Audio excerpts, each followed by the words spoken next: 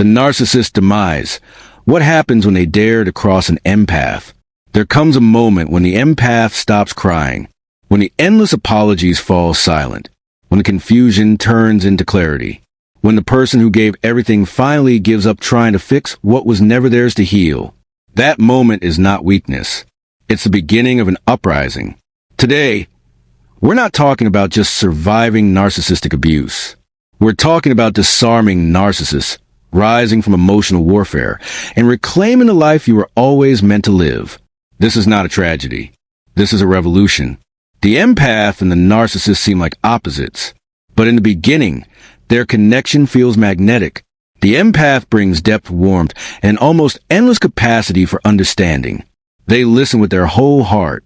They see the good in others, even when it's buried deep. The narcissist sees that and mirrors it back.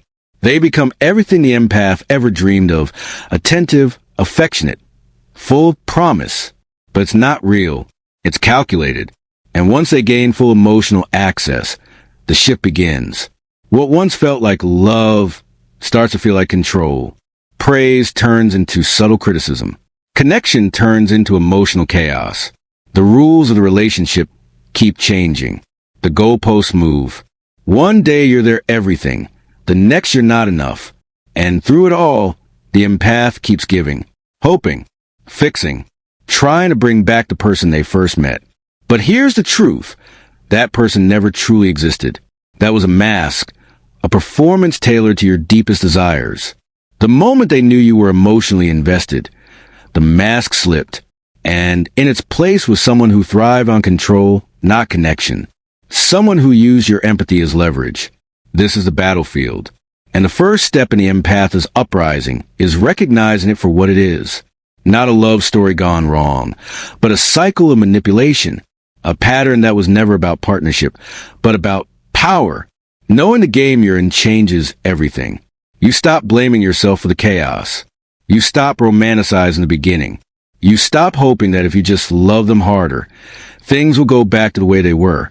You begin to understand that the confusion, the inconsistency, the emotional push and pull, that was never love. That was control. And it was never about you being enough.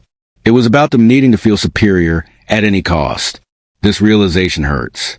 It shatters illusions, but also clears a path forward. Because once you see the game, you can stop playing it. Once you name the pattern, you can break it. And from that moment on, the uprising begins. Empaths are wired to self-reflect. It's instinctive. It's immediate. When things fall apart, they don't look outward. They look inward. They ask, what did I do? Did I say something wrong? Could I have been more patient? How can I make this right? The empath's default setting is to assume responsibility, even when the blame doesn't belong to them. And this is exactly what the narcissist counts on. They know that empaths will bend until they break. They know you'll overanalyze every word, every silence, every shift in tone. And they use that. Your empathy becomes a doorway for their manipulation. But here's the truth you may not have heard enough. Your empathy was never a problem. Their exploitation of it was. When you finally see that no amount of love, compromise, or compassion can fix manipulation, something begins to shift deep inside you. You stop seeing your kindness as weakness. You stop viewing your sensitivity as something to suppress. And most importantly, you stop trying to earn the love of someone who only gave affection when it served their control. This is the moment when self-doubt starts to turn into self-trust. When the voice that always whispered, "What's wrong with me?" starts to ask, "What happened to me?" You begin to realize that you weren't too sensitive. You were being hurt. You weren't dramatic. You were reacting to emotional abuse. You weren't asking for too much. You were asking for basic respect. And you didn't ruin the relationship. It was never a healthy one to begin with. This is the awakening. This is where the inner warrior begins to rise. Not with anger, but with clarity, with grounded, unshakable truth. You stop needing to be understood by them and start focusing on understanding yourself. And that shift, that's the beginning of the uprising. Victory doesn't always come with a battle cry. Sometimes it comes in a quiet decision to walk away. Sometimes the most powerful move you can make is detachment. Not coldness, not cruelty, but intentional distance. Space where their words no longer echo. Silence where their chaos used to live. Empaths begin to pull away in specific, strategic ways. First, through the gray rock method. Becoming emotionally neutral, uninteresting, unreactive. When the narcissist provokes, you don't flinch. When they bait you, you don't bite. You become a blank wall instead of a mirror reflecting back their drama. Then comes no contact or low contact, especially when safety allows it. You start to withhold your emotional access, your attention, your energy. You stop answering the late-night texts, the fake emergencies, the manipulative pleas. And if contact must continue, like in co-parenting or shared responsibilities, it becomes purely factual, stripped of emotion, documented, and detached. Setting boundaries becomes non-negotiable, not explained, not defended, just clear and consistent. You don't justify your limits. You don't beg for them to be respected. You state them. And if they're violated, you follow through with consequences, not as punishment, but as protection. And through all of this, you begin to document. You stay aware. You protect your truth. Especially in situations involving custody, finances, or legal matters, you gather facts, not to fight, but to stay grounded in reality. Because here's what the narcissist can't survive without: your emotional supply, your reactions, your guilt, your confusion, your endless attempts to prove your worth. But when you star the drama, when you silence the reaction, the game ends. Not with a dramatic finale, but with a quiet, resolute decision. I'm done playing. This is tactical withdrawal. Not because you're weak, but because you're finally strong enough to walk away. Once the narcissist is out of your life, or their access to you is finally cut, you enter a new, critical phase: reconstruction. This isn't just about patching the holes left behind. It's not just about tending to wounds.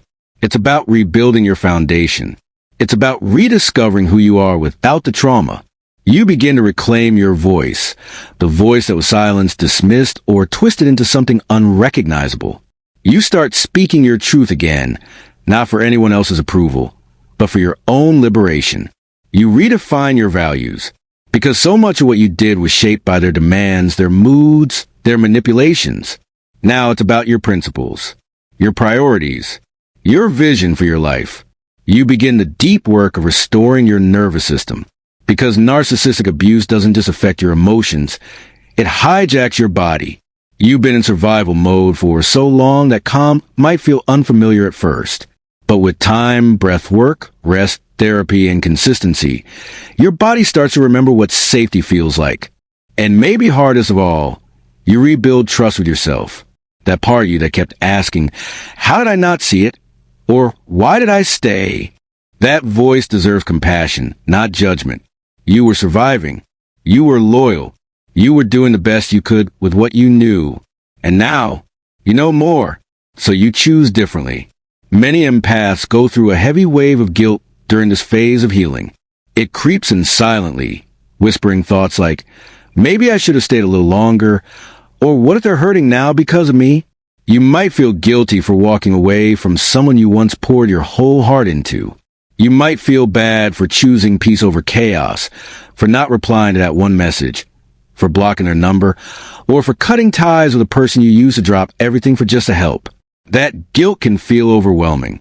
It can make you second-guess your decision. But here's what you need to remember. Guilt is not always a signal that you've done something wrong.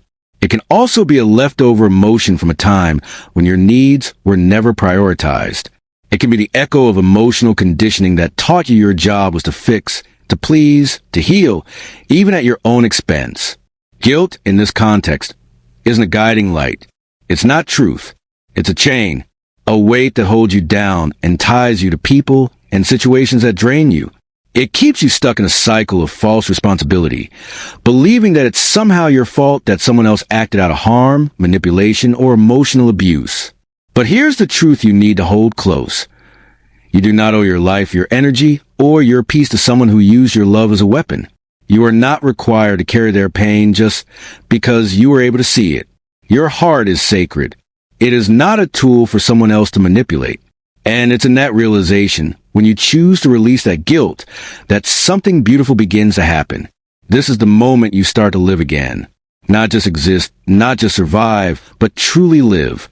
And this time, you do it on your own terms. You're learning what life feels like without constant anxiety, without walking on eggshells, without bending yourself into pieces to make someone else comfortable. While you're busy rebuilding your life, quietly, intentionally, piece by piece, something else starts happening. Something behind the scenes. At first, you might not notice it. You might be so focused on your own growth that it doesn't even register. But over time, it becomes clear. The narcissist begins to unravel. Not because you screamed at them. Not because you exposed their lies in a dramatic confrontation. Not because you got revenge. But because you did the one thing they never expected. You stopped reacting.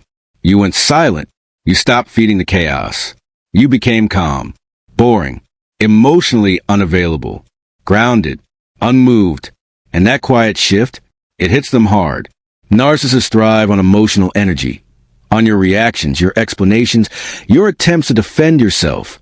They live off the push and pull. The more you try to prove your side, the more they win. But when you stop participating in the game, when you remove yourself emotionally and spiritually, their entire strategy falls apart. Suddenly, they feel that change. They realize you're no longer giving them what they crave. You no longer defend your choices. You just make them. You no longer justify your boundaries. You hold them with quiet strength. You no longer beg to be seen. You've already turned your gaze inward. You're not pleading. You're not breaking. You're simply done. And to a narcissist, that is terrifying. They don't know what to do with someone they can't control. They panic when they see you moving forward without needing their validation. They start grasping at old tactics, trying to pull you back in. That's when the hoovering begins. Subtle or obvious, they try to sneak their way back into your life. You might get a message that says, "Just checking in," or "I miss you. Remember the good times?" They'll suddenly recall memories you shared, pretend to be nostalgic, act as if they've changed. If that doesn't work, they'll switch tactics. They'll play the victim. They'll tell mutual friends you abandoned them, paint you as heartless, twist the story, so they come out looking like the one who was wronged. And if the guilt trip fails, if they can't pull you back in with pity, they'll move on to someone else. Another target. Another source of emotional energy. Someone else to mirror and manipulate. But this time, you're not falling for it. Because now, you see it all for what it truly is. A performance. A carefully crafted act meant to trigger your compassion, your guilt, your loyalty. But you're not the same person you were. You're not sitting in the front row waiting to see how the next act unfolds. You've left the theater entirely. You've turned off the lights. You've walked out. You're no longer watching the show, hoping it gets better. You've stopped giving attention to a storyline that was never meant to serve your highest good. You've chosen truth over illusion, reality over fantasy, peace over pain. That's real power. Not loud, not aggressive, not vengeful. Just quiet, steady, lasting power. The kind that builds from within. The kind that doesn't need validation. The kind that speaks without words. That's the power of walking away with grace, of healing in silence, of no longer being accessible to someone who only brought destruction. This isn't just about leaving. This isn't just about getting out. This is about becoming someone new, someone whole, someone unshakable. The uprising isn't just escape. It's transformation. It's reinvention. It's you returning to yourself. And that, more than anything else, is what they never expected. You're no longer trying to return to who you were before the narcissist, because you've outgrown that version of yourself. You're becoming someone new, someone stronger, someone clearer, someone whose life is finally built on their own terms, not on manipulation, not on guilt, not on fear. You begin to say no without apology, not because you're hard or cold, but because your energy is sacred now. You protect it like your life depends on it, because it does. You trust your intuition. That quiet knowing that was once drowned out by gaslighting now becomes your compass. You no longer second-guess yourself just because someone else wants you to doubt your truth. You walk away from chaos. You don't try to fix it. You don't try to make peace with people who thrive in dysfunction. You recognize that peace and people-pleasing are not the same thing. You choose peace, even if it means disappointing others, even if it means being misunderstood. You build boundaries that protect your energy, not just from narcissists, but from anything that threatens your clarity, your healing, your sense of self. You stop explaining those boundaries. You stop feeling guilty for them. They're not a wall to keep people out. They're a door to let the right people in. And here's what begins to happen. You attract healthy relationships, friendships that are mutual, love that is steady, conversations that feel safe. You no longer give your compassion to those who demand it like a debt. You give it to those who earn it, through honesty, respect, and consistency. Your identity no longer comes from saving others. It comes from knowing yourself. And that, right there, is a narcissist's worst nightmare. Because when you know who you are, when you're anchored in your truth, they have no way in. You were never weak. You were never naive. You were never too sensitive. You were just unarmed in a war you didn't know you were in. But now, you're aware. You're awake. You're armored in truth. This is your uprising. Your story doesn't end in trauma. It begins in transformation. You don't just survive narcissistic abuse. You rise from it. Stronger, sharper, sovereign. To every empath who has felt broken, lost, or silenced, your power is not gone. It was buried beneath manipulation, shame, and emotional fog. But it's still there, waiting for you to reclaim it. If this message resonates with you, leave a comment. Tell your story. You never know who you'll empower by speaking your truth. Don't forget to subscribe for more insight, support, and emotional strategies. This isn't just a video. This is a movement. The empath's uprising has begun. And you're leading it.